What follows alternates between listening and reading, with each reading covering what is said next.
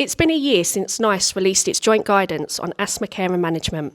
Today we're joined by Carol Stonham, MBE, a respiratory nurse advisor and asthma clinical lead at Gloucestershire ICB. She is also a policy lead at PCRS and part of the Bedfont Medical Advisory Board. Joining Carol is Hannah Vince-Drew, our Clinical and Medical Affairs Manager. So NICE was really interesting this time around. So previously we've had BTS sign and we've had NICE and they've told us different things. And at long last we've got BTS sign and NICE giving us one guideline that tells us all the same thing, which makes life easier, I think. The key recommendations were around diagnosis. So the order of testing and the number of tests required to get a diagnosis of asthma changed. So before the testing, it's really important to remember about making sure you take a good history from the patient and examining your patient. So you've got a suspicion the patient's got asthma. And then the first line test for both adults and children is now FeNO. In adults, you get the option of doing blood eosinophils, but you've got the wait if you're waiting for results for that one. And if that's conclusive, you don't move any further. If it's not conclusive, which sometimes it isn't, then you move to the next test. So in adults, that's a spirometry with reversibility, and in children, likewise, it's spirometry. And then you move on along to challenge testing. So I think it's given us a much clearer order and a much more logical order of tests, I think. The other recommendations were around treatment. So the treatment guidelines changed hugely, and I think it was the right time to do that. So the treatment recommendations have moved away from using salbutamol as your blue rescue inhaler, certainly on its own. So there's a really strong statement around no patients being given salbutamol without an inhaled steroid of some sort. So we've moved from the traditional brown and blue inhaler regime to AIR, so the anti-inflammatory reliever therapy, and MART, which is the maintenance and reliever therapy. So those are combined inhalers, so they're formoterol containing combination inhalers with inhaled steroid. Yes. So patients get steroid all the way through. One more change as you go down the algorithm. So when you've got a patient, an adult patient that has poor control on a moderate dose MART regime, so decent amount of steroid, and that they're taking it, yes, and that they're not smoking, you're doing all the right things. Yeah. The recommendation there has changed as well. So the recommendation now is to do FeNO at that point and blood eosinophils so that you can see where to go next. Yeah. And again, it's logical. So if there's a raised FeNO or raised eosinophils and they're on a good amount of steroid and they're taking it properly, the move is towards specialist care for consideration for biologics. Yeah. If their eosinophils and their FeNO isn't raised, that's not the right pathway, so it tells us then that that's where we add stuff in. So really logical, really good, sensible, logical pathways that make sense, whereas previously there were a few gaps that made you think, oh, that doesn't feel right. Absolutely. And just picking up on the first few points there, just on the unity of the guidelines, I think that was a really important move because you did have several guidelines that were all out of sync with each other and caused mass confusion across the board, certainly in the UK. Have you, just drawing on your own experiences, have you seen that clarity now, 1 year on from that change in the guidelines, have you seen that clarity reflected throughout primary and secondary care clinics in the UK? It's getting there, I think. I think we're still calling them the new guidelines, and they're nearly a year old. Yes. And we really need to move from the new guidelines to the current guidelines, I think would be a better terminology. And things are moving. However, I do still get regular requests for education sessions from people that haven't kept up to speed. And the thing you have to remember with primary care is primary care covers everything. Yeah. And there are new guidelines in all disease areas all of the time. And if asthma's not your thing, are you going to read the asthma guidelines? Yeah. So it's really important that that message does get out there so that you can see the change and you can see it consistently across all areas. And I think that's the important thing. There is still education need. Yeah. There is still need to provide the right equipment and access to testing. So we're getting there. Yeah. But we're nowhere near there yet, I don't think. Yeah, and just picking up on the refinement of the diagnostic pathways, which I think was one of the more major changes within the guidelines. I think there was sometimes disparity in respect to best approaches for asthma diagnosis and management, and I think people defaulted to only using one or two very key lung function tests, such as spirometry, for example, which doesn't give you a complete picture. And I think the introduction of FeNO as a more prominent first-line test within those guidelines now, just from my perspective, I think it really has put that spotlight on FeNO, just showing that the importance of doing FeNO, and that it is that missing jigsaw piece, and in that entire puzzle. Is that something you feel has been reflected within these guidelines now moving forward, or do you have a different? Asthma is an inflammatory condition. We know that. We know that asthma is caused by eosinophilic airway inflammation in the airways. So why are we measuring lung function to diagnose asthma? To me, the logical thing is to measure what you know the root cause is. So if you're doing FeNO, you've got that measurement of whether or not the patient has inflammatory airway disease. So yeah, absolutely, it is making sense. And I think previously, having had a couple of guidelines, it almost was pick a test, just do whichever test you fancy, or really importantly, whichever test you've got access to. And there was no drive to increase the uptake of FeNO because it wasn't the first line recommended test, spirometry was. And it gave people an opt-out clause, I think, to just go with whatever they happen to have access to. Whereas the guidelines now are much clearer. They're saying the first thing you do is you measure FeNO, and particularly in children. And I think what we have to remember in primary care is we're at all age. And to comply with the guideline recommendations, we need FeNO, we need accessible FeNO to diagnose our children. But if you've got it there for children, you're going to have it for adults. So I think it's that broader sort of look at things. And certainly things are just slow to move, but the guidelines made quite strong statements around this is what you should do. It took away the sort of the controversy or the allowing people to choose what they wanted to do. It's been much more directive in saying this is what you need to do. You do this, and then you do this, and then you do this, which if you're not particularly interested in asthma makes it easier. And if you are interested in asthma, it sort of supports your practice, I think. In respect to quicker diagnosis as well, in the way they now approach that diagnostic pathway, instead of having to do a multitude of different tests which may not be needed. Now you have asthma, or you have FeNO rather, as that first line test, and that's looked at in conjunction with your symptom evaluations as well. If you have that positive FeNO test now, you can then move forward with that diagnosis in that moment, rather than having to schedule other more complex, costly tests as well, such as challenge testing, other lung function tests as well, which probably have long waiting times now in the NHS. And I think in England, certainly QoF has supported that. So care is very QoF driven in England, because that's the way primary care is financed. And whereas previously what QoF told us was you had to do spirometry and a second test. Spirometry was never the right first line test, but spirometry and a second test, it just meant you were the patients were taking much longer to access those tests. So it wasn't one test and you're done, if you like. The changes to QoF have reflected that. So QoF now says you have to do at least one of the following tests. It doesn't highlight that FeNO should be the first test, which is a shame. It gives you options. But I think, as you say, now you can see a patient. We've got some, I work in Gloucestershire, and we've got some really good pathways set up. So we've got one PCN where they're all in one building. They have got a FeNO device on site. And what happens is if a patient presents with something that could be asthma, straight away the FeNO is done when they're steroid naive. And I think that's really important, so that you can, as you say, you can see the patient, take a history, examine them, do the tests, and have a positive result, start them on treatment in one appointment, instead of all of this coming and going, giving the patient a blue inhaler just in case sort of thing. So I think the moves have been wholly positive. I think one of the biggest ones for myself is still having blood eosinophils as an option, which I know has been quite controversial across healthcare professionals. Is that something you feel is a challenge?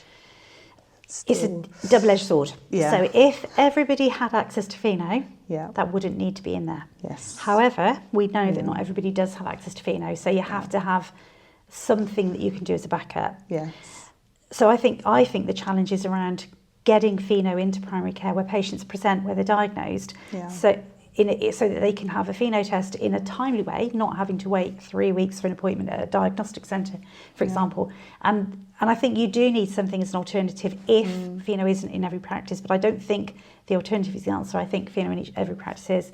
The other problem with blood tests, obviously, as well, is that if I have a blood test today, my results aren't there. Yeah. So I have to have that second follow-up appointment. Yeah. So if we could just get commissioners to see that bigger picture around, it's not, blood tests are perceived as free to the NHS. They are absolutely not free, but there's no direct charge. Yes. So if we could get commissioners to see that time equals money type of thing, and if we could get a patient seen, done and dusted in one appointment, that would save a follow-up appointment, which saves healthcare costs, but it also saves patient time, which is really important. Instead of thinking, well, the cheap way out is to do a blood test and then get the patients back, it's that whole bigger picture. And I think if we could just get people to see that the currency we're all short of isn't necessarily money, it is, but it's not just money, it's time. And if we can do something around a time-saving factor for healthcare professionals and for patients, I think it would really make a difference. How do we overcome that access for FeNO in market? Is it a case of looking at more innovative structures such as pop-up clinics, for example? Is it wider available funding to implement and build structure into these clinics to sustain these types of services? From your experience, I mean, what have you seen work? Funding's the fundamental. My experience is that if FeNO was free, everybody would be doing it. It's not a problem around the test, the accuracy, it's the cost. So funding absolutely is fundamental, but sometimes you do have to think a little bit outside the box and think of different ways of delivering services. And it depends on your geography. So what works in a city centre isn't necessarily going to work in a very rural area. So if you've got, some PCNs, for example, will share a device and they'll move the device around, or the patient moves around. That's great if you're in a small contained area, but if you've got 20 or 25 miles between practices, that's not. It doesn't work. It's not ideal. We've got other regions that have in what they're calling investigation hubs. So the patients see their usual practitioner to have their history taken, their examination. They go off to the investigation hub and have any investigations they need there. So it might be just FeNO, it might be FeNO and spirometry, and then they go back to their usual practitioner with the results to make a diagnosis. And that seems to work. It is that stepped approach though, so it is more time for the patient and it is a delay in the diagnostic pathway. So I think I'm really lucky in that we have FeNO in every practice where I work, and that has absolutely transformed care for patients. And if we could get that across the whole of the country, or if we could have timely, geographically close access in some other way, I think it would work. And actually the pop-up clinic thing's really interesting, because you could, through COVID, we had teams in buses going around doing spirometry, so they could be mobile and go to the patients. And actually, there's often talk of NHS buses that we don't have that could do those types of things. So absolutely, I think that would be one way forward. I mean, we have it in different services throughout the NHS, don't we? Such as breast screening services, blood donation services. So why not for FeNO? Absolutely. And if your geography is very spread, I think that would be a good way to bridge the gap. I don't think it is the solution, the complete solution, because you've still got to wait for the team to come, but it bridges the gap, if you like, until you can have FeNO locally. Do you think education is still a barrier as well? As I say, if you work in primary care and you've got to keep up to date with diabetes, with immunisations, with hypertension, with all of it, then it is difficult to keep up to date with everything. So, and I'm still doing regular, and by regular I mean probably every 2 or 3 weeks, sessions on asthma diagnosis, asthma monitoring, prescribing treatment, those types of things. Because I had an email today from somebody that was saying that they haven't moved across to the new prescribing regimes because they don't understand them. Can I go and explain them? The new guidelines are a year old. And the prescribing regimes in FeNO isn't new. It's just been put in a different place. So absolutely, education is key. Is it maybe looking at the way when we update these guidelines, the post-release of those guidelines, looking at how we educate the market once we put these guidelines out into the world? So the guidelines, all of us look at the algorithms. So Yeah. we look at the diagnostic algorithm and we Yeah. look at the treatment algorithm. That's not the guideline. Yeah. It's a very brief summary of the guideline. But if a 70 or 80 or 200 or 300 page document lands on your Yes. desk, you're not going to read it. Haven't got time. Absolutely, no time, and it's not very interesting. But, so one of I'm involved with the Primary Care Respiratory Society with PCRS, and one of the things we did, so we had an advanced copy of the guidelines, and on the guideline release day, Yeah. we put out a very simple 4-page guide to what the guidelines said. So for treatment, for diagnosis and for treatment.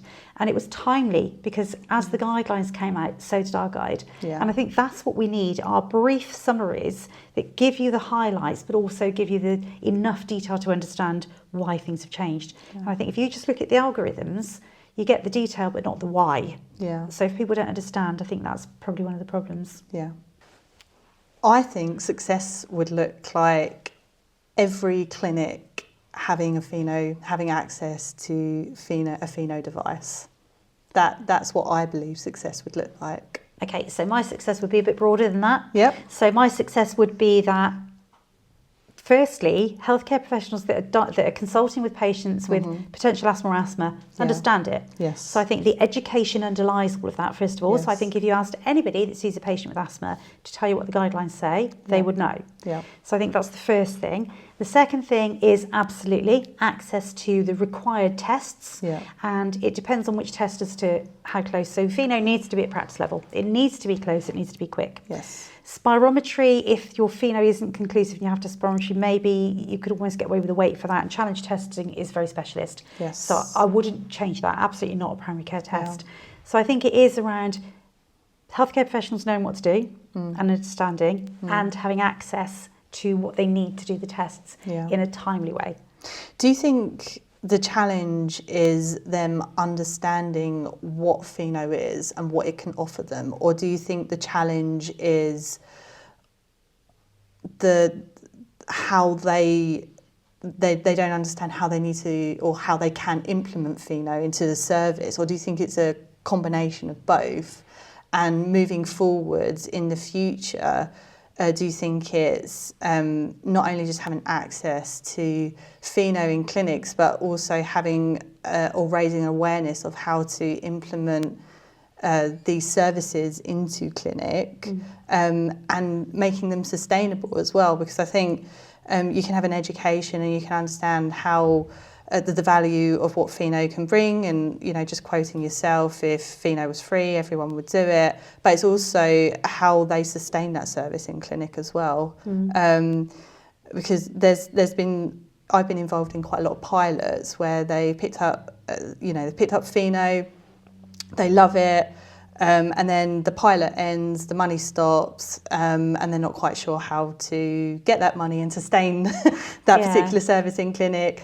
People move on as well, they lose their champions, and then they're back to square one as well. Yeah, and we saw that with not this lot of guidelines, but the ones before. So NICE did some pilot work around using FeNO, and that's exactly what happened. Yeah. So practices were provided with a device and with the consumables, and then when the funding stopped, they put the device away and never used it again, which is a real shame. Yeah. So you're right, there needs to be this ongoing, this sustainable service that is sustainable from a workforce point of view. So you've got some succession planning and education that is ongoing, but also from a financial point of view. Yes. And what that model looks like, I have a few ideas, but I don't know what the exact answer is. So again, we have a respiratory diagnostics local enhanced service. Yeah.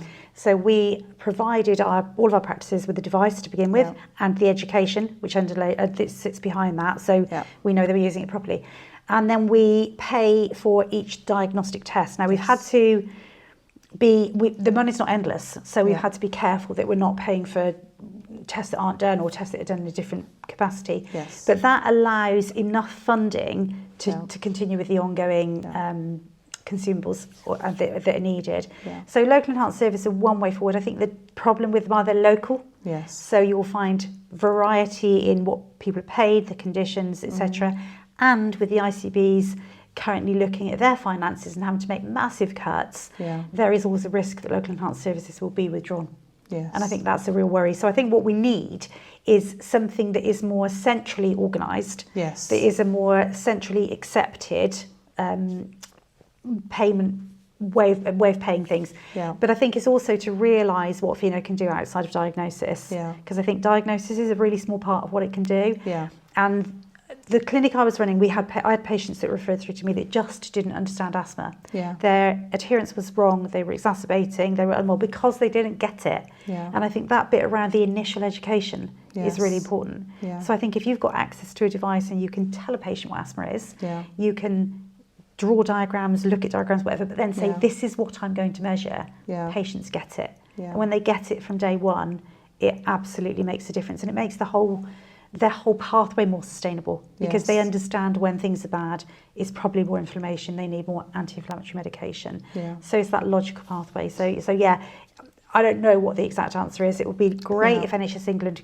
could come out and say they were going to do this centrally. Yeah. NHS England don't have any money either. Yeah. So I think the funding is the fundamental thing that underlies it all. Yeah, I think it is very fragmented, isn't it, across the UK, because you do have these, you have different ICB boards and they're not consistent in how, or they have different ways of delivering care. They have different amounts of money available to them as well. So it is very fragmented. But I think one of the more positive steps that NICE took was considering the value in FeNO from a management perspective.